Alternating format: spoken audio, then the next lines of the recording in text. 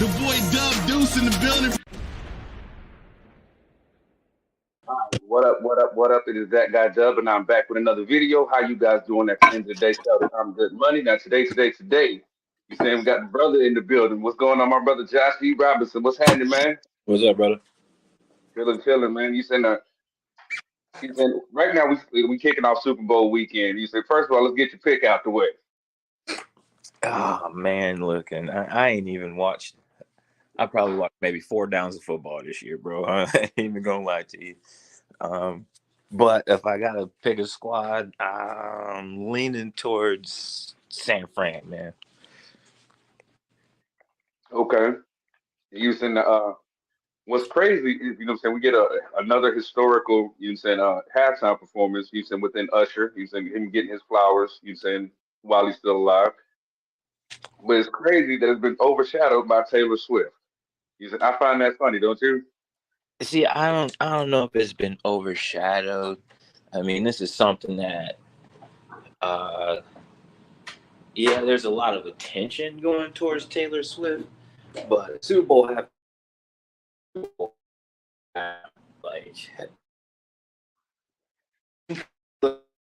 back at it, nobody's really going, oh,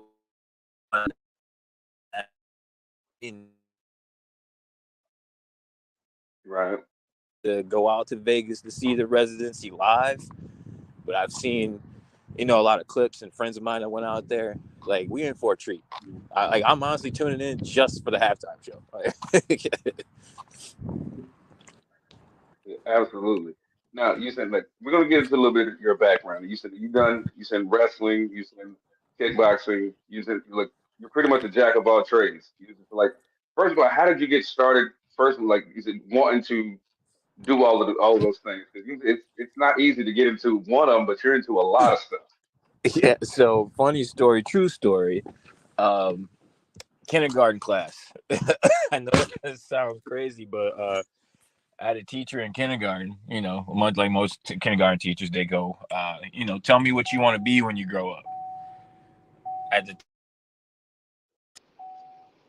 mid '80s, late '80s, so I grew up on the Kung Fu theater. I grew up watching, you know, wrestling and all that stuff, and I, I said I wanted to be a professional football player. I wanted to be a pro wrestler. I wanted to be a Ninja Turtle. uh, so I didn't accomplish being a Ninja Turtle, but I got the next closest thing, which is being, into martial arts and stuff like that. So I think at what was it, like my 6th birthday, my mom signed me up for Taekwondo classes, which was just hard to do on the east side of Cleveland, man. There wasn't a whole lot of schools out there. There wasn't a whole lot of professors and things like that. So, but my mom made it work. My dad made it work. I was able to start training Taekwondo at a young age. My whole family's been into football, from I want to say like the early 40s, like my grandfathers played um, throughout their career through like high school, college. Uh, so just sports in general has just been a big part of my life, and I never really got away from it because I always was like, man, I got to stay active. I got to stay active. So the more active I was, the better it was for me. Absolutely, absolutely. Now you said when what's the earliest that you can enroll children in? You said martial arts. Honestly, I believe the earlier the better, especially now that I'm running a school myself, along with my partner and coach, Mike Kazmarek. He runs the jiu-jitsu program. I run the striking program. Um, I say get them in there as early as possible, as long as they're able to communicate. So I think the youngest student I had was 4, Hmm. but he was a very advanced 4-year-old. What I mean by that is that he could talk. He could tell you like, "Hey, I need to go to the bathroom," or "Can you repeat that? I don't understand." Like he was very Hmm. smart for being a 4-year-old kid. He was really open to a lot of things. His parents were heavily involved in making sure that he practiced and drilled, and he didn't goof off. I mean, every so often, kids are gonna be kids, dude. 5 kids in a room, some craziness is gonna happen. But to be able to have the ability to snap back and get back on focus on task. Also, if your kid has a problem with that, I highly recommend you put them in a program as soon as possible. But I would say the earliest is probably like age 4 or 5. Probably the same time you would start Pop Warner or something like that. Okay. Now you said like when dealing with children, like what are some of the challenges? Like, how do you personally get like you just said, a group of 4 or 5 back in line when like one starts goofing off and they all want to play? Here's the thing: I've noticed this amongst many kids from all backgrounds, races, mixes, and creeds. Kids behave better when their parents aren't around. Like, so when you have the full backing of the parent to say, "Hey, do what you need to do," and then I become that, the authority person, they can't look to mom and dad to bail them out. This is like their first lesson in life to go, oh man, if I don't act right, this dude's gonna yell at me. Or if I don't act right, I'm gonna have to, squat in the corner, or I'm gonna have to do push-ups, or I gotta be held accountable for my actions. And like this is the first time they learn that. So once we get the backing of the parents for that hour or 35 minutes, 45 minutes, because we still give them time to break. So it's not a full hour of them just training. They get their break times in there. That also sets that mentality and that adjustment to the okay, I gotta mind my P's and Q's because coaches don't play. I can play with mom, I can play with dad to a certain extent, but with coach is going to snatch me up right away and have me be held accountable for what I've done. Right. Now, this is a question I've always wanted to ask somebody personally because we see it online all the time. Now, you said that like, how do you personally deal with like overzealous parents, like when it comes to like a competition or what have you? Because we've all seen the videos of like parents that do way too much. So how do you deal with that, or how would you? Uh, I've had to deal with it multiple times, throughout my coaching. Best thing to do is to establish that right away and be like, hey, I get that you want your child, your son, your daughter, whatever. You want them to be the best that they can possibly be. You want them to get all of the attention in the world, and I want to do that for them. But I can't do that if I'm hearing you, because now you're not only taking away from your own kid, you're taking away from all the other kids that are here, and those parents as well. So literally, you got to let the coach and let the parent parent. Now, at the end of the night, whatever you do when they leave that dojo or that gym or whatever it is, Mm, now you're the parent again. You know what I mean? But what I would ask them to do is, instead of giving them the negatives or the hey you shoulda, or the what, a few questions: did you have fun? Do you want to go back next week? Those are the only two right. questions you need to ask a child. Hey, did you have fun today? And do you want to go back? Right? Because then if they're having fun, then whatever in your brain that you have planned out for your child doesn't matter at that point, because they're developing their own skill set, their own way about doing it, and then that allows me to cultivate it to a better, to better suit them, to where when they do get older, and they want to stick with it, now it's not something they were forced to do as a child. It's something they love to do growing up, and they're just going to want to keep doing it. Right. And you said like another question is like what is the feeling that you get? Because we've all seen the videos of this too, when a young child is struggling with, let's say, to break a board, and the coach is just he says, "You can do it, you can do it, you can do it," and then the child finally breaks the board, and they're crying, all the friends are crying, and like, so what feeling does you say like seeing one of your students cross that threshold into something that was difficult for It's like, for me, it's just a sign that what I'm doing matters. You know what I mean? Like, I take no pride or glory in the fact that a child accomplished the goal. I'm just glad I was able to guide them to it. Like, I used to start off all my classes like, I'm just a guide, right? I'm a coach, I'm a guide. I'm not anything else other than that. It's up to you to, to accomplish what you came here to accomplish. So if it's breaking a board or getting to the next rank or doing, that's on you. I can't force you to do it, and I can't give it to you. You have to earn it. Once it's earned, then it's yours. I can't take it back either. Once you learn that knowledge, I can't take it back from you. I can't take it away from you. I can't take away that sense of gratification either. When it comes time for you to, show what you've learned and to have your peers that you're able to accomplish something that at one point seemed so difficult. You know what I mean? You said now, like, what you also been doing wrestling as well. You said, like, do you actually watch wrestling on TV or do you play the games? I did for a very long time. Like I watched a lot. Mainly now I watch just to study things. I go back and watch a lot of old stuff, or stuff that I want to explore more. Like if I found a clip of something, I'm like, oh, you know what? I'm gonna go dive back into that and really take a look at who this person was. Because as a fan, when I was watching, I was just a fan of that person. I was a fan of what they did, whatever. Now that I'm in it, and this is like, actually, this next week coming up will be my 24th year in professional wrestling. Now that I'm 24 years in, I want to go back and see what hooked me as a kid. What did they do to hook me and get me emotionally invested in this person or this character? Because that's what it really boils down to, So it's like that's kind of where I'm at with it now. It's like let me find out, what the Macho Man did back then and how it pertains to me now. You know what I mean?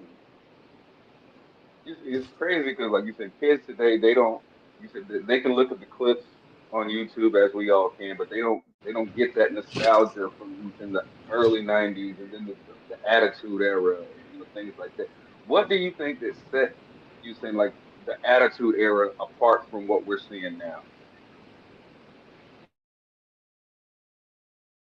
Man. I mean, back then they weren't, a corporately branded company. They were still a very large uh, promotion for that matter. You know what I mean? Like now they got trademarks, they got, investors, they got this merger thing going on. Like they got all these things, that now they're a corporation, like WWE Corp. You know what I mean? It's no longer the wrestling federation that we grew up watching, So Attitude Era, they had some leeway to get away with some things, push the button, push the line, because the only thing they were dealing with was TV. But what was on TV when we were growing up? You had Jerry Springer, you had Ricky Lake, you had all these wild talk shows and stuff like that. So they did nothing. They didn't do anything no different than what these shows were putting out. They just put wrestling as the backdrop. Right. But because we're in such polarizing and political times, a lot of people.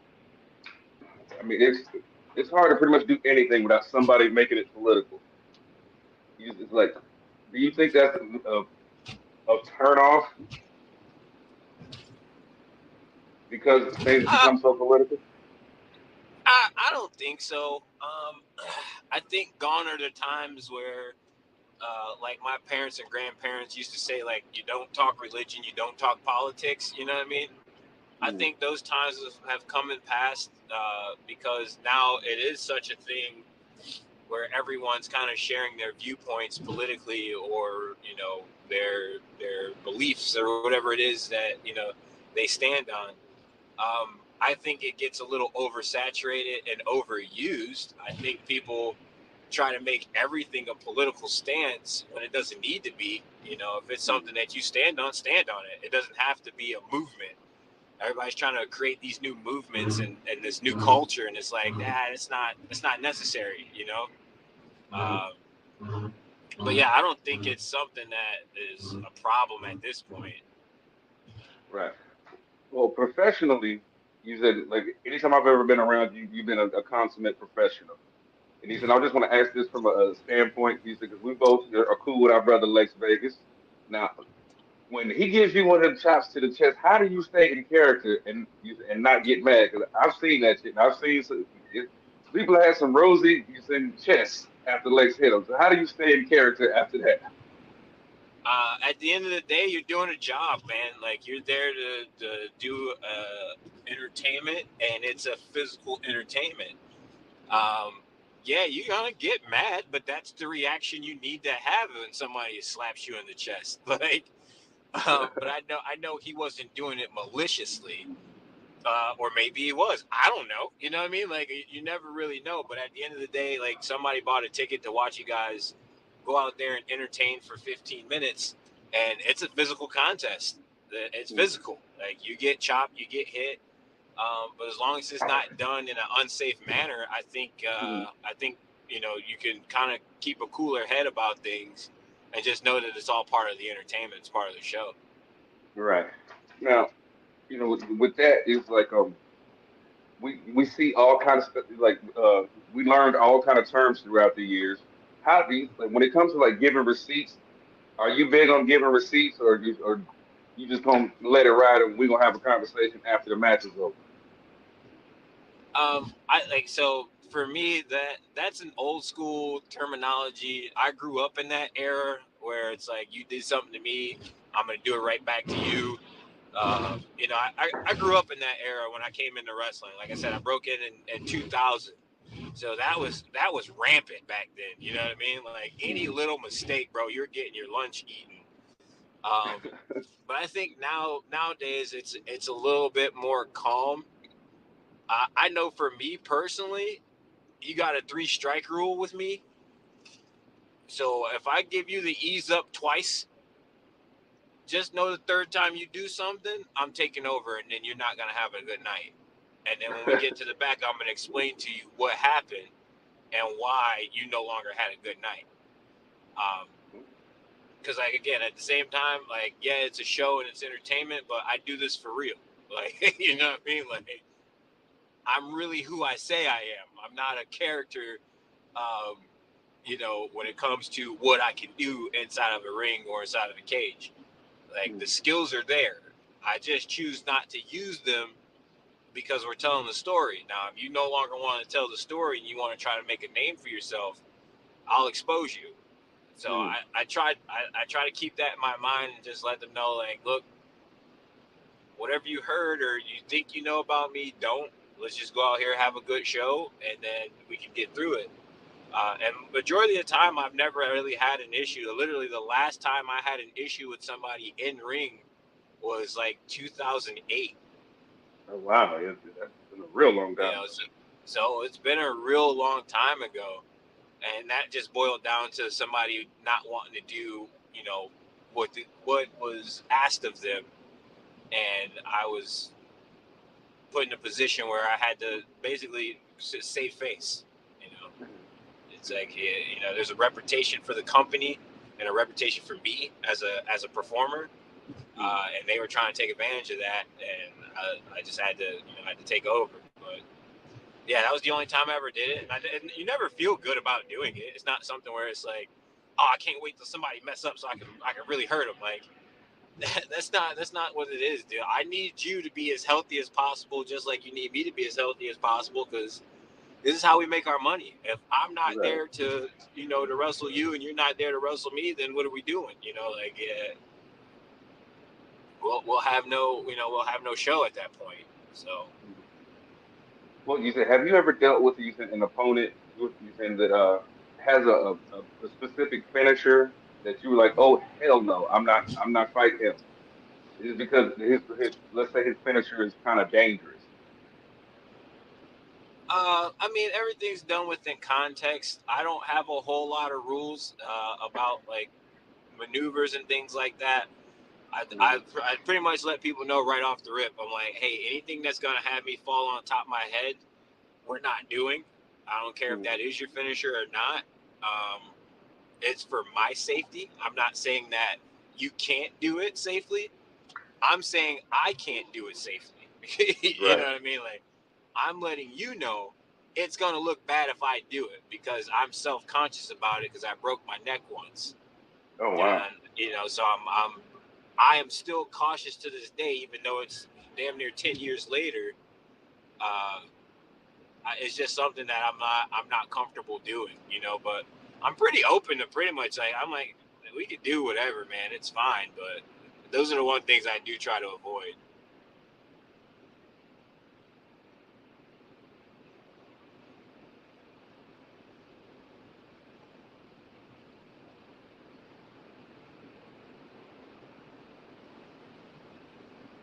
Sorry about that, brother.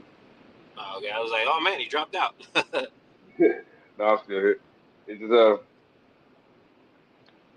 with that being said, it's like, let's say you had a move that you do. Has anybody ever said that to you, that a move that you do is off limits to them? Yeah, I've had a few, like, hey, but again, it usually boils around the other person's safety.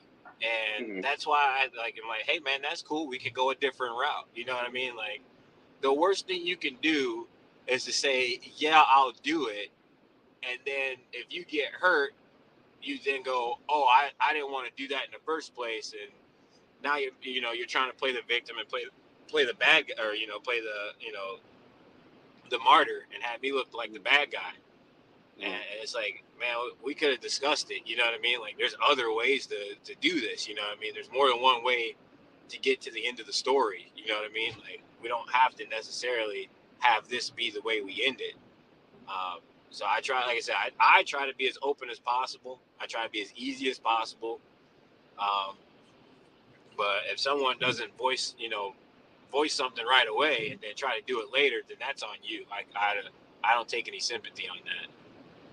Right. Okay. Lisa, another question I had was, let's say you said you're coming to an event and the person you're supposed to wrestle, for whatever reason, can't make it last minute, but they still want to put on a show, so they basically throw you in there with somebody that you've never performed with before. How do you readjust from what you came in thinking you were going to do into still putting on a good show? So there's this thing at the bottom of every flyer, like every wrestling flyer that you'll ever see. It says cards subject to change. So I go in not believing nothing until the bell rings. Right? Like, Right. I mean, just this past weekend, I was supposed to go up to Michigan and wrestle, and at one point in that day, I thought I wasn't gonna be able to make it up there. I got stuck with some car trouble, and I'm sitting there messaging the promoter like, "Hey man, it looks like I might not make it." Like, and it's day of, hours before I need to be there. You know what I mean? So, and with me being one of the main attractions, that puts a dent in the show. Fortunately, I was able to get out of that sticky situation, get there, right before doors open, and still put on a performance. But I mean, everybody has those close calls, man. Like, I remember times I was driving to Cincinnati. We got a carload of guys, dude, and the car breaks down. So we Oh, had to call somebody to come get us. And there was 6 of us in a Ford or in a Camaro wow. on our way down to Cincinnati. And we made it happen. But on the way back, it was like, we got to deal with this car situation. So stuff like that happens all the time. The biggest thing is just rely on your skill set. So I mean, half the time when you go into a show, you're probably wrestling somebody you've never wrestled before, or somebody you're just meeting for the first time that day. Very rarely do I get to wrestle any of my friends. You know what I mean? Like, people that I know, um, mainly because we're just so scattered about. So like, we're Right. all over the place. So it's like, oh, my friend's at this show, so I'll probably be wrestling somebody over here that I've never met before. Okay, this is something I definitely want to get off my chest and ask you. You said, what was it like with the black, you said, trio?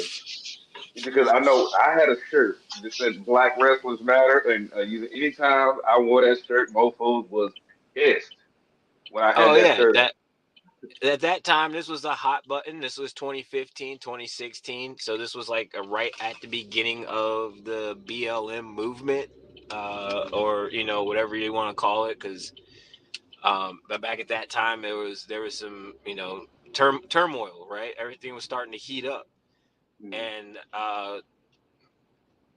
to the credit of a friend of mine, he was like, "Hey man, I want you guys to be, a really big heel tag team. I want you guys to really push the button and ruffle the feathers." And I was like, "Well, hey, I've done this before, just years prior. So, and I want to say like 2006, 2007, I had a tag team of 3 black dudes called BET. We're a Black Entertaining Tag Team. Okay. Uh, and we got it to the point to where we had a group of people from Alliance, because that's where we were wrestling at. And if you guys are familiar with Alliance, Ohio, it's probably not the most culturally diverse place in the world, but it At is all. what it is. We got them to throw fried chicken at us. Wow. Uh, and for probably about 4 years straight after that, they would chant KFC during any one of our matches. So if any one of the 3 of us peeked our head through that curtain, you would hear roars. I'm not talking about just chanting. I'm talking about an armory full of 300 to 400 people roaring KFC anytime we did anything in the ring. Wow. So when it came time for me to do this with, my brother Lex and my brother Jackson, I was like, hey, I got the blueprint. It's just how far do you want to go with this? I remember I was at a gas station. I was getting gas, and I go into the gas station so I could, after I pump my gas, I went in to get a cup of coffee, and this white man comes up behind me. He's like, "Really? That shirt? Really?" I was like, "Dude, did you read the damn shirt?" Yeah, And no, he was like, that shirt was meant to raise eyebrows. And again, at 2016, we were like in the wrestling world, we were still trying to make that, like you said, go back to what we were saying earlier. We were trying to make a political statement about wrestling in 2016. Gone are the days of us being, a hip hop star or, the shucking and jive type, wrestler that we grew up watching. Like we're not Virgil. We're not, although these guys blazed the pathway for us, and I'm not knocking any of them because I respect every last one of them, because without them, I wouldn't have an opportunity to be a pro wrestler. But we wanted to make that stance like, no, I don't have to be, shucking and jiving to be entertaining. I don't have to be a thug or a militant to be entertaining. So in our group, you had, Jackson, who was the Bama bully. He came in doing his thing. You had Lexus, kind of the pretty boy, and then you had me, who just people couldn't figure out. And I was like, I want to keep it that way. I don't want you to know anything about me. Like, you know what I mean? Like, it gave you this weird dynamic. So it was something that we were trying to make a political stance on that way as well. absolutely. Now, you said like you're really big into like you said mental health. You said you've done you said the men's health summit and the women's health summits. You said multiple times. You said how big and especially in this day and age is you said dealing with your own mental health and your mental traumas. You said how important is that? Ah, man, it's huge. It's so huge.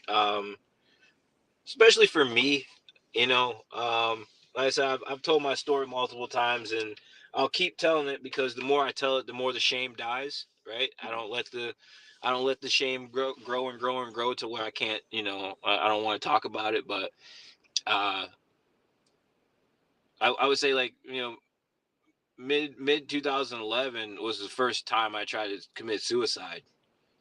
Um, so it's something that for me, I had to learn what my triggers were, the things that do get me depressed, the things that do make me spiral, um, and not be afraid to ask for the help. And that's the biggest thing, is asking for help.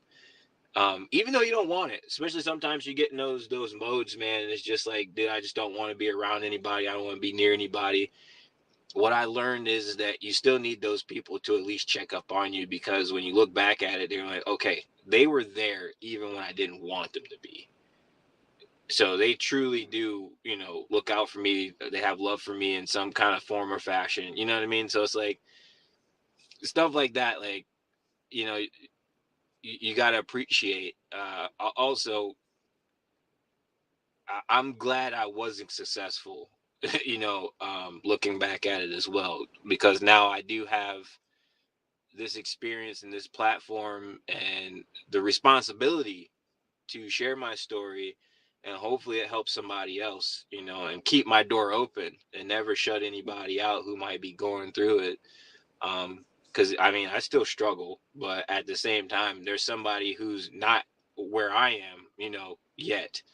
So if I can pull somebody up to where I'm at, and then I can reach up and somebody can pull me to where they're at, we just got this constant chain where we're just lifting each other up.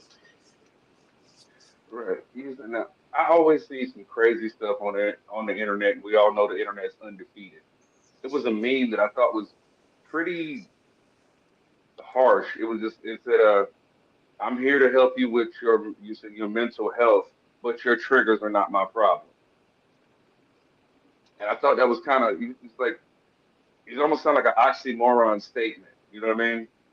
Yeah, I mean, there's a better way to say that. You know what I mean? It's like, yeah, I am here to help you, but basically what I'm getting out of that is like you need to understand what your triggers are Mm. and work on those. Because I can't help you. No one can help me with what my triggers are. I get triggered, I'm triggered. You know what I mean? There's nothing that you could do that, my mom could do, my dad, like there's nothing that anybody can do about what triggers me. Mm. I just need to know, okay, that triggers me, and I need to be more conscious of how I respond to it. If that means I gotta not be around it, then I'm not around it. If that means I have to cut somebody off that triggers me, that means I cut them off. I don't do it out of spite or hate or anger or anything else. I'm doing it out of the sure just, hey man, I can't be around you right now because mentally I can't handle it. I left jobs for that reason. You know what I mean? Like if I'm sitting here at work and the first thing I'm not thinking about the job, I'm thinking about everything else that I want to be doing in my life, and then I get depressed that I'm not doing those things, and then I get in this snowball of just going downhill. Then that's not good for me. You know what I mean? Absolutely. I so it's like I've left jobs that way. I've had to leave people behind. I mean, it is what it is. But again, I'm not doing it to be mean or vindictive or anything like that. It's just, I gotta sometimes be selfish when it comes to your mental health, So yeah, knowing your triggers and handling them, it is key. But if someone's there to help you, yeah, they can help you, but don't expect them to be able to, oh, you shouldn't get mad at that. Like you can't tell me how to act. You can't tell me how to react to something. Like those kind of things are different. It's hard to deal with. It's hard being a mentor to somebody that's like that. Like when you see their trigger, you're like, man, I can't even tell you, hey, stop doing that, because that's a major part of your life. All I can say is like, hey, man, this seems to be a common denominator. Maybe you should explore that. Absolutely. Now, in your opinion, if like you knew somebody that needed some help, or and like their go-to rebuttal was like, "I can't afford it. I can't afford it. I can't afford it." How do you then proceed in the conversation? Anybody, the conversation's free. You can talk to anybody. You can go to a trusted source. You can go to somebody. Even if you don't feel like you have somebody that you can go to, I mean, just reach out, man, because you never know who you have at your resources. You never know who you have at your fingertips. Like, I got a lot of friends that never knew about, my 2011 suicide attempt. I got a lot of friends that don't know about, you know, the three more after that. You know what I mean? Like, but until like I have that conversation, then they pull me to the side, like, damn, dude, I didn't know. And then oh, how'd you get through this or how'd you do that? So you never really know until you reach out. So I'd say, look at your friends around you, look at the resources you have around you, and a conversation's free, man. I don't Mm. charge people to talk, like you don't charge people to talk. Like I'm not charging you for this conversation, man. You hit me up and say, hey man, can you come on the show?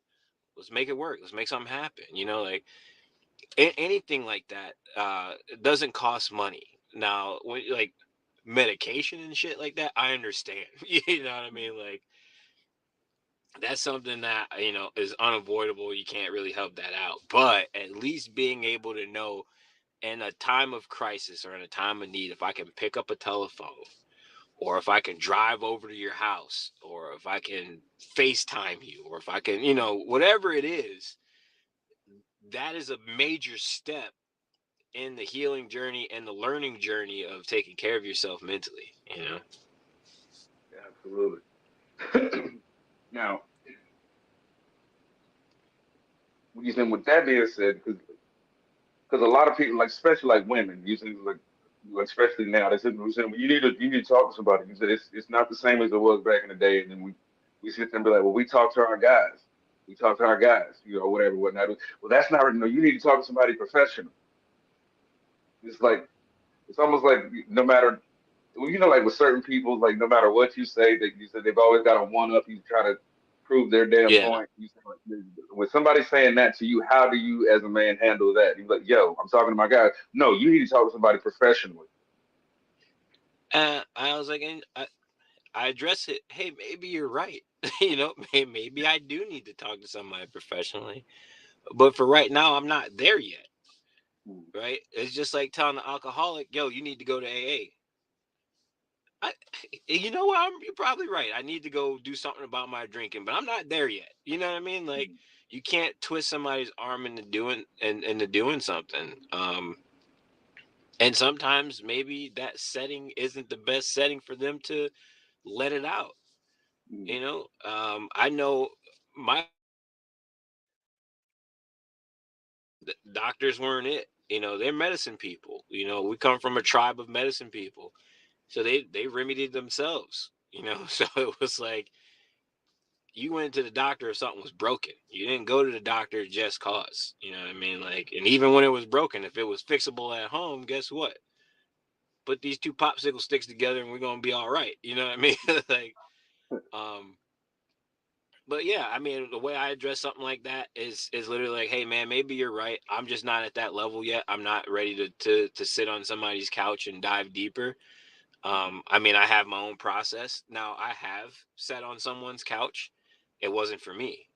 I didn't feel like they were truly listening. I felt like they were there just collecting, you know, their hourly fee, you know. mm, Um, I had one psychiatrist that I talked to that gave me all the tools that I use now. And that was the one person that I truly had a connection with, and I felt was like, okay, they're really trying to help me. Unfortunately, with insurance changes and stuff like that, I can no longer go to that doctor just because you know they don't take the insurance or whatever it is. But I still use a lot of what was taught to me from that. So mm. yeah, maybe I do need to go back and talk to somebody professionally or get a second opinion or whatever the case may be. But for right now, I'm in a space where I'm good. I'm in a good space, and I'm going to continue to work on the things that were given to me. And until it completely fails and I feel myself spiraling out of control again, you know, I don't see the need, you know. But yeah, I mean, I just address it right away and just let them know, like, hey man, I'm not that far in that journey yet, you know. He said, "Now we're gonna switch back to children because he said one thing I also try to do on my platform is uplift children and he said to help them navigate through this thing we got called life now with everybody being on social media. You said a lot of times children cannot handle the comment section, so because the comment section can be extremely ugly. Now, you know, how do you sit using children and so to help them deal using with potential bullying, especially in the comment section?" Yeah, I mean, I had, you know, my daughters are a little older now, but you know, I tried to shield them away from social media as much as I could. Um, but even with some of the students that I deal with and things like that, you got to remind kids that comments are just those. They're just comments. These people that are commenting are making a prejudgment on you based on whatever the content was. Mm, And they're posting an opinion, and opinions really don't matter when it boils down to, you know, what the truth is or what you're trying to accomplish or whatever, you know, that post was. Like my youngest daughter, she's big into art, and for the longest time she was afraid to post her art because she was afraid of what people might say about it. mm, And I'm like, whatever they say about it doesn't matter. It's what your art says to people. So if someone takes it the wrong way, well, that's just their way of taking it. But your intent was what? Your story was what? And it's hard. Like it is really hard. It's much harder now for kids than it was for when you and I were growing up, because the comment section was in your face, and then you could deal with it right then and there. Right. Back in our day, it was like, man, you a booty scratcher. Like what? Like you know what I mean? Like it was on. Now they get to hide behind these keyboards and be nameless, faceless people, and it could be somebody that's just trolling. They don't even know you from nobody. You know what I mean? And they sitting there talking, oh, you suck, you're this, you're that. And you're like, who is this person? It could be a bot. You don't even know now. With this new AI technology, bro, like you can't take anything seriously in the comment section, especially at this point, you know. So I try to remind kids, like, it doesn't matter what people say or what people's opinions are. It matters on how you react to those things and what you're trying to accomplish. Absolutely. Now you just mentioned AI and stuff like that. You was like I saw a commercial the other day, and it was basically a AI calling a father, but it sounded like his daughter, and it needed you said I guess $1,000. You said for whatever reason. You said like how dangerous do you think this AI thing is going to get before they actually regulate and get it on track? It's already too dangerous. I don't think they really understand what this technology is gonna do. Um, I already think it's too dangerous. This is why I tell my kids all the FaceTime me. I don't want you to text me. I don't want you to. I want to see your face. I want to see your lips move and you say the words. You know what I mean? Like if I can't be with you face to face for a conversation, I want you to turn your little camera on and talk to me. Until they know how to clone your face on the camera, then we'll have to cross that bridge when we get there. But being having your voice be able to be used for any kind of recording, for having anything typed out, like and it come from your account and you ain't have nothing to do with it, it's extremely dangerous, man. It's something that what was the purpose of AI being created? I don't really 100% know. Mm. And then for it to evolve into something like this, like I said, it's already too dangerous, man. It's already too dangerous. Right. I usually try to stay away from politics on my platform, but it was in I guess Delaware or whatever. They did an AI call to a bunch of constituents in Delaware, sounding like President Biden. Oh yeah, You yeah. I know, heard that one on the radio myself, and I was like, "It's kind of close. It could have been him. It could have been a robot. We never know." You know what I mean? So it's like, but if you're not expecting that, and you just answer your phone, and then you hear the president's voice on a pre-recorded message, you're kind of like, "Yo, what the hell?" You know what I mean? Like, so I mean, this is like after this election year, bro. Like, you can't trust anything coming off of a computer screen unless you tangibly hold it in your hands. You know what I mean? absolutely. Like, bring me back to analog, bro. Yeah, I want, I For real. want, I want, I want a tape deck, an 8-track. Like, I want some vinyl. I want some stuff I can hold. And he said it's like he said I got a lot of DJ friends, and he said like a lot of them they like to use Serato, and he said that the virtual DJs, I mean, they like stuff like that. But there's nothing better to me when I see a DJ doing their thing on vinyl. You know, what I'm saying Yeah, it's oh my goodness, it's because the mixing and the blending is so much different when you're doing it on vinyl than when you're doing it using like on a digital platform. You know, it's just like yeah, yeah, because you gotta have the speed, the precision, the know-how, the savvy to make it all work. So it's like that in itself is an art form. oh, you definitely. You know, what I'm saying? It's like now with us being like you saying we just passed 50 years in hip hop. You saying like how important has hip hop been to your life? Ah man, it's a soundtrack. Like, it's truly a soundtrack. Like, there's different ranges of hip hop that meets different ranges of your life, man. Like, there's parts of it. Anytime I hear the Ghetto Boys come on, the first thing I think about is cleaning my room on a Saturday morning with my brothers. You know what I mean? Mm. Like, Domino. Domino comes on, I'm sitting there vacuuming. You know what I mean? Like, Mm. it's just like anytime I hear anything old school like that, if I hear Run DMC, like I'm thinking back to where we used to go down to Tower City and break dance for change. You know what I mean? Like, Right. it's like it's a time machine. You know what I mean? Hip hop is a time machine, at least for me, because I've been around for the most part of it. You know what I mean? Like, I got it, especially in the boom. I got brothers older than me, so it was always around. So I can some of my earliest memories, back early '80s, mid '80s, whatever it was, like hip hop was king. You know what I mean? Like my brother would come home with a new tape every weekend. Like, oh, you gotta hear this. Oh, you gotta hear that. Oh, check this out. This is a new one from Kumo D. This one, hey, Ice Cube split from the group and he made this. And it was like, oh, shoot. You know what I mean? Like, so, I mean, music in general, but hip hop for sure has been the storytelling of my life, because almost there's probably something that you can relate to in almost every hip hop song Mm. that you hear on the radio. At some point in your life, you're gonna relate to it, and you're gonna go back and you're gonna hear it, and you're gonna be like, damn, I do remember that. You know what I mean? Like, Right. right, like now, man, Scarface. When his Scarface Tiny Desk was a time throwback to me, where I'm sitting there, I'm like, wow, bro. Like, now these lyrics are really, really hitting. You know what I mean? Like back then, I was like, okay, that's smooth. I like that. Whatever. Now I'm sitting back listening to it, and I'm all like, damn.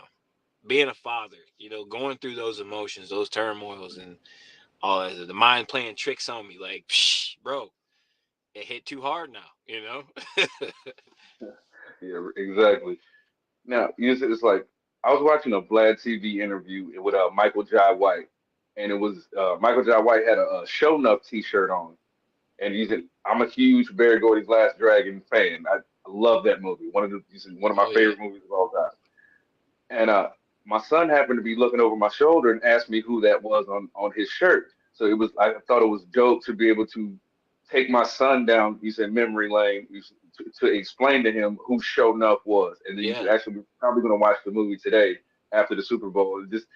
Like because when our parents were teaching us, we didn't really understand it then. But then once we became parents, and now we get to have those same walks and talks with you and with our children, it's like it's almost like life coming full circle. And I can only speak for myself. It's just like it's like almost like a sense of pride that I get being able to teach my children something that I grew up on. Because kids, for what they think, when they were born, you saying we're this old. Usually, like you saying, you know what I mean?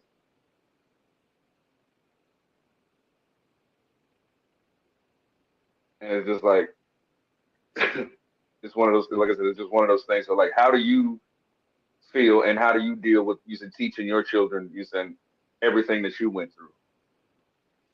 It's a harder lesson, because I got girls. I got two girls. Um, so I didn't get a lot of time with them growing up. So the time I do get, I try to put those nuggets and wisdoms in their ear and share with them certain things. Me and my youngest have a really tighter bond. We spent a little bit more time together than me and my oldest. So for me and my youngest, kung fu movies, anime, art, you know, stuff like that. Like, I was able to introduce her to that, and now she's introducing me to some new stuff. You know what I mean? Like, so, like, that's really cool. Our love for video games and stuff like that. Like, I was able to share that with my daughters, and my youngest gravitated towards it. My oldest was kind of like, yeah, okay, that's cool, Dad. You're old, like, uh, and she kind of had her own thing, which is fine. You know what I mean? Which is like, I had to learn not to, put my hopes and dreams of how I want them to be, and just support their hopes and dreams of what they want to be. You know what I mean? So, but it was always cool, sharing little bits and pieces of information with them, regarding, just family history, my history, things that I did growing up versus, things that, they'll never be able to experience, just because the times have changed. And my dad did the same thing with me. I remember, sitting in the car with him and listening to certain songs and things like that, that, would he played on the radio, when he was in high school or, whatever it was. Like, so it was really cool to kind of share those moments.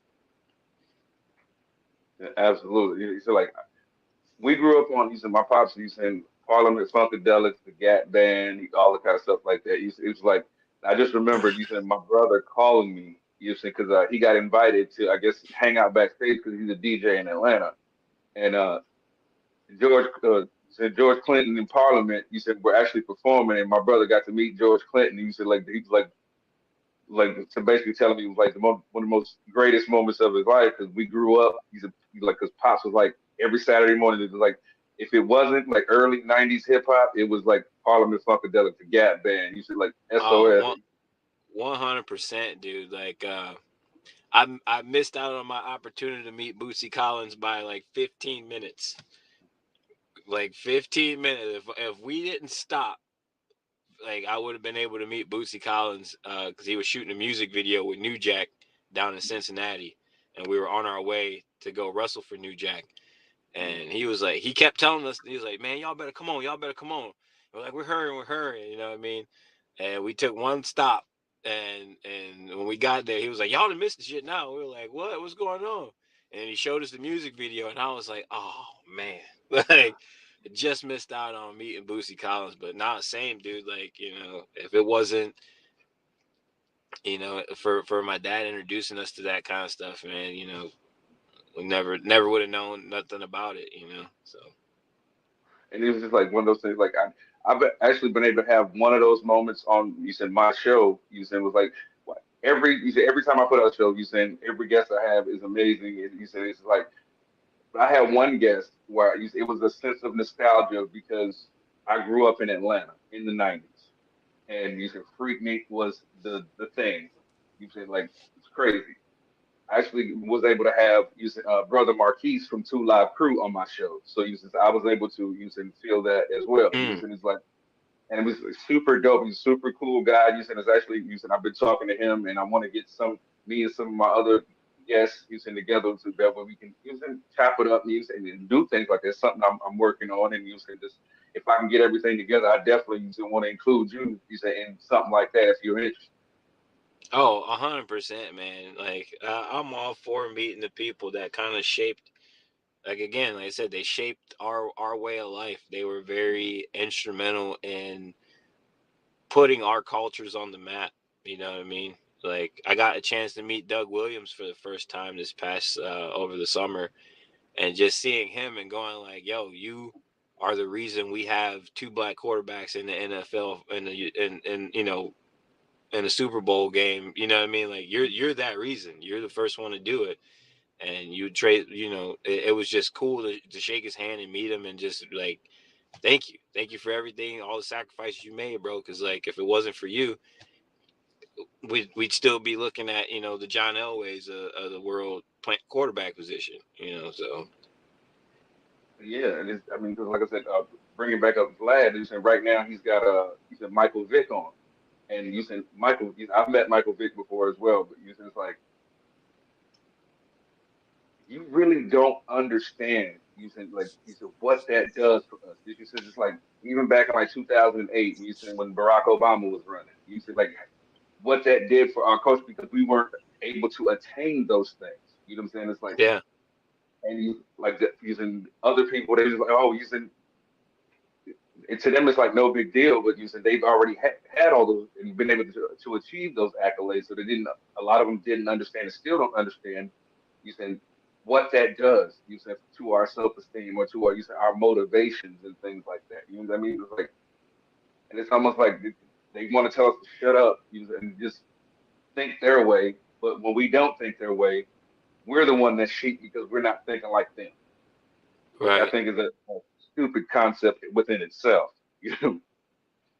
Yeah, I mean, it just goes back to like do what I tell you to do, and if you don't do what I tell you to do, then you're the wrong. You're in the wrong.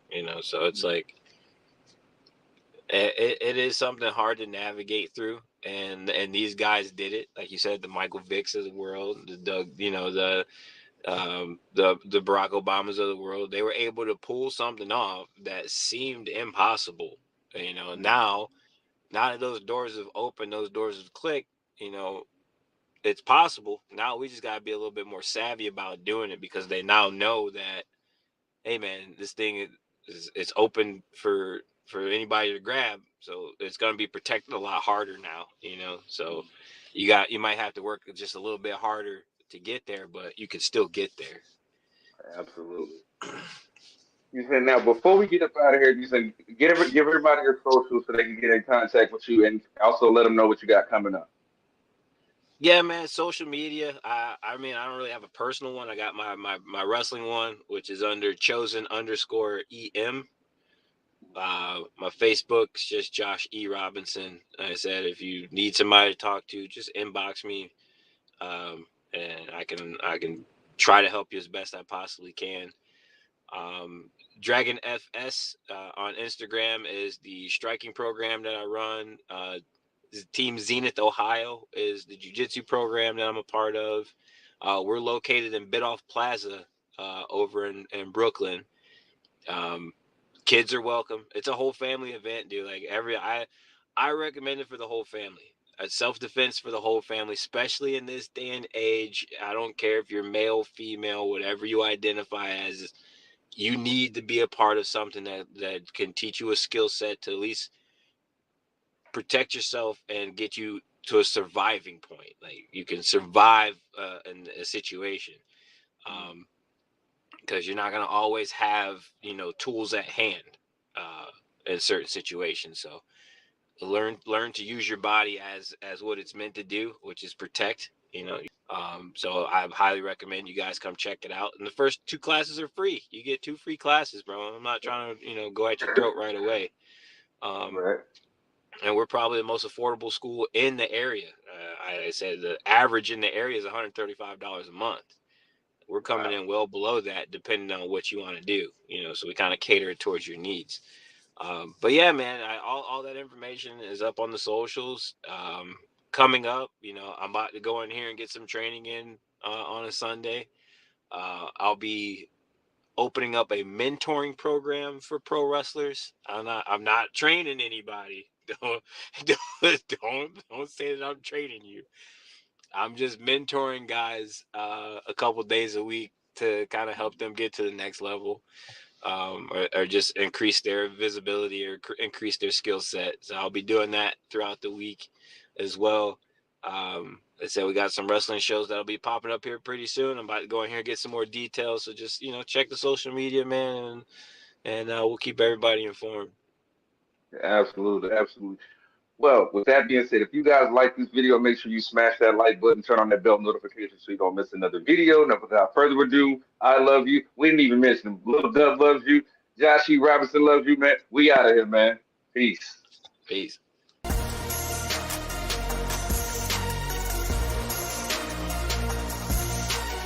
The boy Dub Deuce in the building.